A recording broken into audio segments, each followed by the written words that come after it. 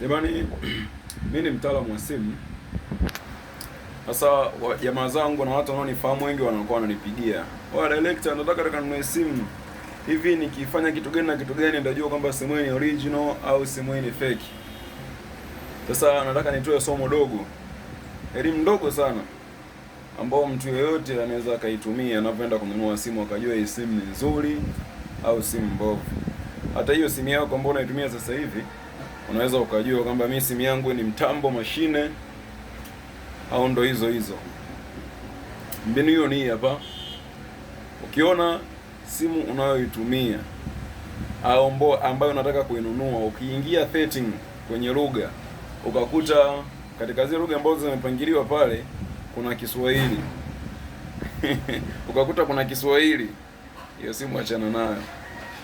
Na simu yako sasa hivi ingia kwenye setting ndani kwenye lugha pale ukakuta kuna Kiswahili kaka, tafuta hela, una simu